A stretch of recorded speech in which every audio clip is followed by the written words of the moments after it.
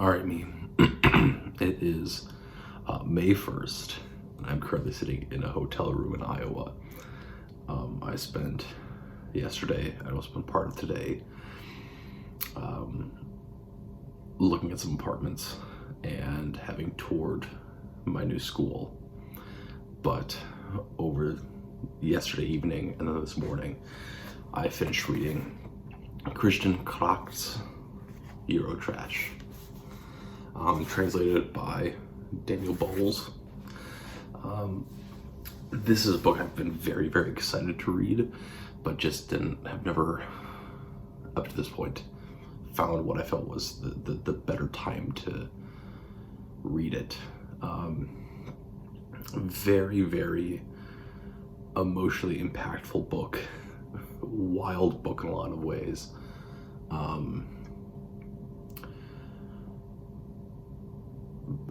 Not quite what I was expecting based on descriptions I had read before, but still, this just truly incredible piece.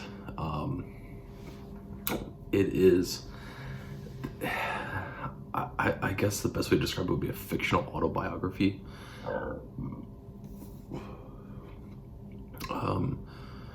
We follow Christian Kracht,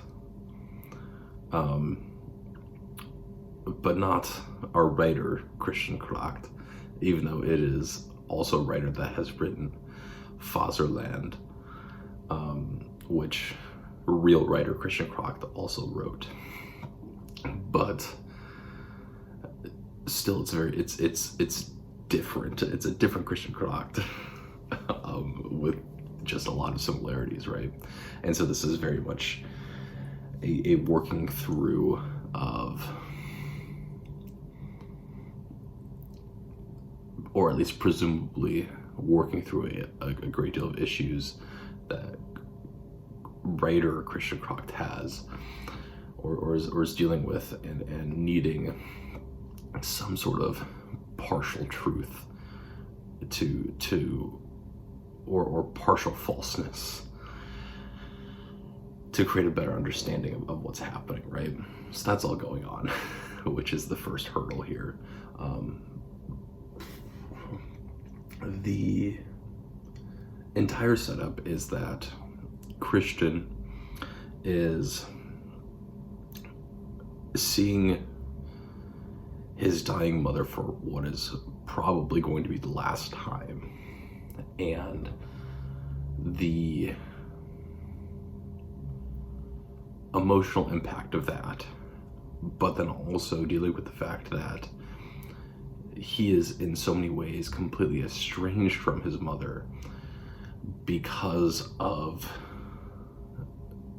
their own personal history, as well as dealing with an entire generational family history that has never truly been reconciled and dealt with properly, right? As we get introduced to very, very early on and very, very quickly into the book, is that Christian, where both of his grandfathers were very heavily involved within the Nazi Party, and then his father, in a lot of ways, then took those things and move forward with them in just a new, quote unquote, more modern way, but still very heavily profited off of what the Nazis had been doing and were doing. Whereas his mother has also profited off these things, but has denied any sort of connection at all, right? And so this is inherently what Christian's dealing with, right? And so really the first long question that's going through all of this is, how do we handle guilt as inheritance, right? That our families have systematically been a part of these horrendous things. And even if we want to say, as Christian's mother does, that what we, or our involvement, or familial involvement, is because they were staunch social democrats and had nothing to do with the Nazi Party, but they were there purely for the economic reasons and had nothing to do with any of the political issues, right? We are still inherently involved in those decisions and made money off of it, right? And so you're dealing with people who have money. Christian has money, his mom has money, his dad has an incredible amount of wealth. But if it has been gotten through horrible practices, through the entire destruction of people, how do you reconcile with that even if you necessarily have nothing to do with it directly, right? And so that's kind of that's the first big hurdle, and that is the hurdle that the entire book takes place in, right? Of this gets further enhanced where they end up deciding that they're going to take this road trip. Christian's going to take his mother out for this road trip for what is presumably the last time that he's going to see her. And she takes out a whole bunch of stocks, and the stocks that she has is what has kept her going even after a cruelly bitter divorce, and having a whole bunch of assets hidden from her, because they were assets that were hid away or were kept from the Nazi Party and then only sold after the divorce, or only exposed after the divorce. But she has made all this money because most of her stocks are in effectively arms dealing and arms weaponry, right? And stocks in private companies that fund all the research that goes into military weapons and things, right? And it is very specifically that those are the stocks that she takes out to fund this trip that they're going to take, which then really enhances this idea and this concept of how are we actually dealing with what we as a society, we as an individual, we as a family or community unit have gained, especially in terms of wealth, by the intentional exploitation or the intentional destruction of other people, right? Because it's not just that our money goes up because we put stocks into this and it goes up, right? We are inherently funding the creation and use of arms to then attack other people, right? We are directly funding the destruction of other people. It's just that instead of doing it in which we are part of a political party and we are actively going out, right? We are just funding it, and then some other company somewhere else just does the rest, right? And we just profit off of it. Yeah. So that's kind of the first hurdle. I say that's not the first hurdle, but that is another one of these hurdles that this book really tries to tackle, which is just fantastic. I think you have this great symbolism within this sweater that gets talked about a couple different times, right? Of where Christian buys the sweater the day before he's going to go see his mother, and then they and it is a part of an AIDS brochure for a vegetarian commune that is in Switzerland, for him to go and be a part of, right? Which is not, it's not unusual for that to happen.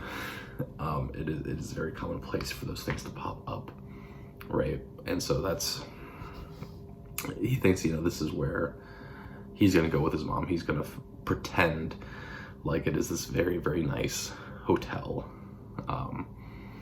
that they're staying at, so that he doesn't have to spend any actual money. He gets to keep the money for himself.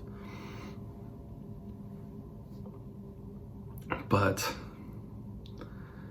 they get there, and it turns out that this is actually not some hyper liberal, hyper leftist vegan commune. It is actually a commune that is hyper focused on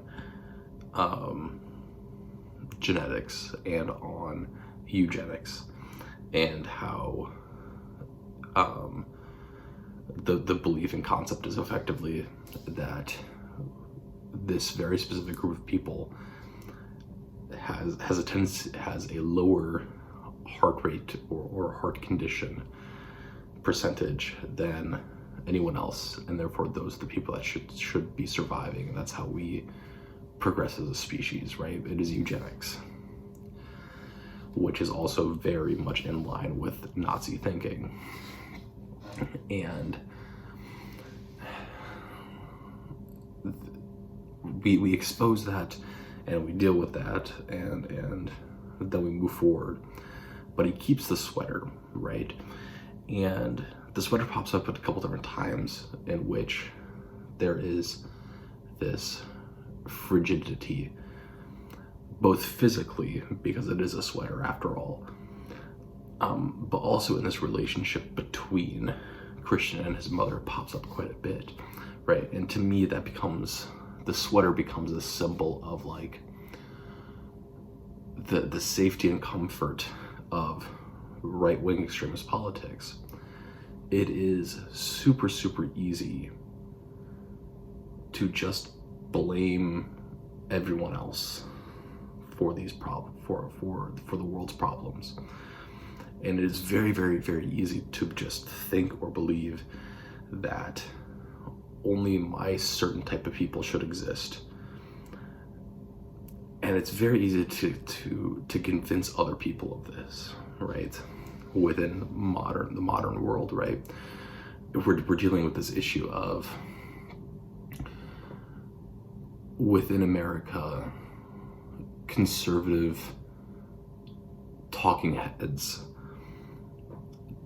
with this viewpoint that it is now a bad thing that Americans and specifically white Americans are not having children anymore. And we're citing things like the teen pregnancy rate for white Americans is down, right? And that should be a celebrated thing, right? Or now there's multiple talking heads now that have used this quote of, you need to take risks and you need to have more children than you think you're able to have. And you need to, be willing to be financially irresponsible to raise more children. And it has nothing to do with, right? Because if this was just a population thing, or if this was just we just need more people in America, right? Then there wouldn't be issues with immigration. And there wouldn't be issues with the fact that people are having children as soon as they can once they get onto United States soil because of birthright citizenship, right? What it is that it is a talking point that is using this eugenics idea or concept or a belief that only certain people should be having children, and that the right-wing extremist belief that we just need more of one specific type of person, right? And there's this immense parallel, but it's also just so easy to promote, because it's just the easiest thing in the world to go, you want people that look like you, that are you, right? So why aren't there more of us? So yeah, yeah, very poignant, very important conversation to always have.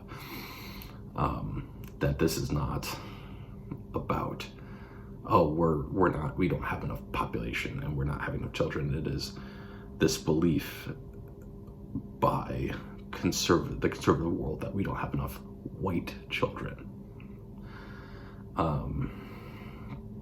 Yeah.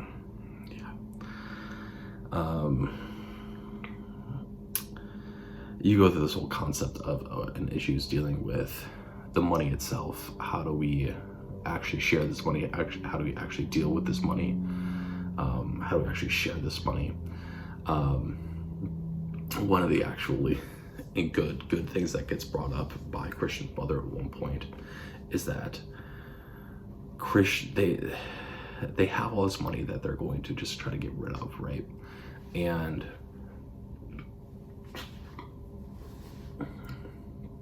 Christian's mother is incredibly focused on this idea of going to Africa. And Christian is basically taking her around the ringer and is doing everything he can to not take her. And, instead they're going to this commune because he thinks he doesn't have to pay for it. And doing things like that, right? And eventually, at the end, it tricks her into thinking that they've gone to Africa. And it is this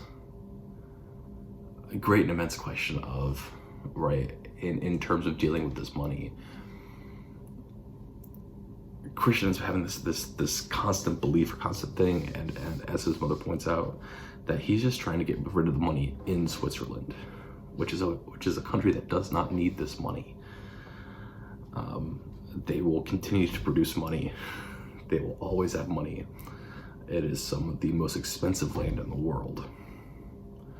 Why are you trying to give the money away here when this money would have so much greater impact by going to Africa and just giving it to the first person that you see? That money would have way more impact there than trying to be thoughtful and caring with this money and giving it to the right people in Switzerland, right? Which is an important conversation, right? Because it is about, in the first aspect, it is about the fact that colonization and colonialism has completely and irrevocably destroyed huge parts of the world by taking away their natural resources. And now these countries and these areas of the world cannot develop at the same rate as should be expected because they don't have the natural resources anymore. But then also they're already competing in this massive national, or I shouldn't say that, worldwide capitalistic society in which anything that they try to do is always going to be outbid or outmatched by these larger countries that already have resources and already have immense wealth. So the most impactful thing you can do is spend your money and give as much money as you can to these countries that actually need it. That also then ties into, if we think then metaphorically about this, is always this concept of, in a capitalistic society, of giving as much money as you can to smaller businesses, right? Because it is very, very easy to always go shopping at one place because it has everything, right? And it is a mega corporation and it makes everyone's life super easy. But does that company need your money? Or can we instead, if we are living in a capitalist society of, hey, let's go spend our money where it's going to actually matter to someone. And that is shopping locally and with small businesses and all those things, right? So you're dealing with that as well. And then you get to this final ending, which is Christian finally tricking his mother into thinking that they have gone to Africa, when instead he has brought her back to the worst asylum or mental institution in Switzerland. And he knows it's bad, and he knows it's terrible, right? But it calls into this question of how can you reconcile these relationships if there never was a true relationship to begin with, right? And that's something that he's dealing with from the very beginning in relation to his mother, of the fact that they just don't know each other at all. And they find out that they have the same massive trauma of having both been sexually assaulted and forced upon at a very young age. And how do you deal with that, right? How do you deal with the fact that there's this shared trauma that neither of you can talk about? How can you, if you're living in a world where the right to die exists, which is where we find ourselves in Switzerland, how do you justify letting someone who is drinking multiple bottles of alcohol a day, taking so many barbiturates and Ambien so much, and taking constant pills to just feel okay? How do you, and is still in constant need of medical attention and medical support from the people around her, and is constantly being readmitted into hospitals and constantly being readmitted into institutions, and has already been pronounced clinically dead once, and has already been in a coma once? How can you, if the right to die exists, justify watching them the entire time and constantly being their caretaker? Because that's another big question, right? If we wish for the people around us to have dignity in life and dignity in death,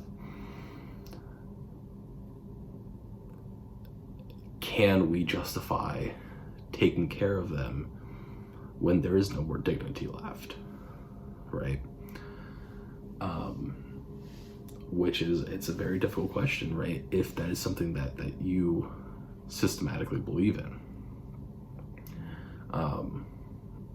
And so that's kind of where it ends, right? Of very suddenly, in a lot of ways, we are led to have this massive amount of sympathy towards Christian, and then at the very end, he does this truly horrific thing of just tricking his mother completely, and then presumably taking the money that's left